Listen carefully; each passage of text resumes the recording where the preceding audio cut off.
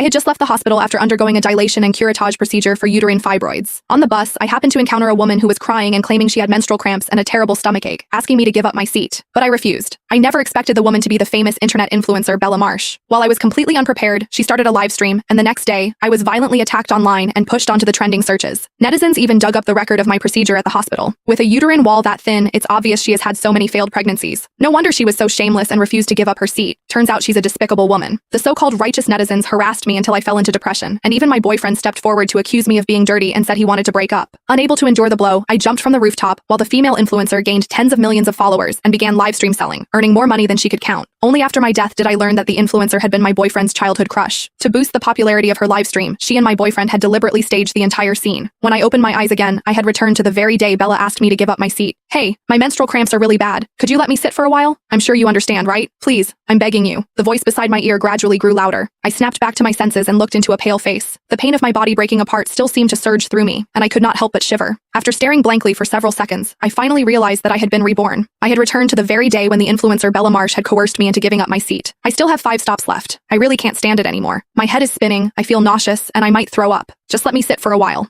Otherwise, if I faint on the bus and delay everyone, that wouldn't be good. She staggered beside me, hunched over as she let out a muffled groan. The middle-aged women around us saw how pitiful she looked and noticed that I remained seated without offering my seat, so they began to speak up one after another. "Girl, you can't be so selfish. She's almost doubled over in pain. You're so young. How can your heart be so vicious? If you refuse, then when she faints from the pain, you'll have to take responsibility for wasting everyone's time on this bus." Even my boyfriend, Felix Gray, who stood beside me, began nagging me. "It's just giving up a seat. You're acting like it's going to kill you. You're usually generous and kind. Did something possess you today? You don't look sick at all. Get up already." In my previous life, Bella had begged me again and again to give up my seat, manipulating everyone to take her side. But I had just undergone a dilation and curettage procedure for uterine fibroids, and the doctor had warned me not to stand for long periods, so I refused her. Who would have thought that the elderly passengers on the bus would all accuse me of being vicious, while my own boyfriend would call me cold-blooded? I thought I would at most suffer a few misunderstandings. I never expected that the very next day I would appear on the trending searches. It turned out Bella had secretly live-streamed everything. She even encouraged her fans in the live stream to harass me online. Babes, I never expected a woman to show such hostility toward another woman. We're all women. We should be helping each other. If every woman with painful cramps met someone this selfish, what would happen? Netizens even dug up the record of my procedure at the hospital. She came to our hospital yesterday for a dilation and curettage procedure. If you know, you know. Someone claiming to be a nurse from a major hospital even posted a photo of my surgery consent form. The words dilation and curettage procedure stood out glaringly on the page. With a uterine wall that thin, it's obvious why she has had too many abortions. No wonder she was so shameless and refused to give up her seat. In an instant, the so-called righteous netizens tore into me like a swarm. I collapsed into despair and depression. The man I had dated for 5 years immediately stepped forward to declare that he had never slept with me and had never gotten me pregnant, loudly proclaiming that he refused to be someone else's backup and wanted to break up.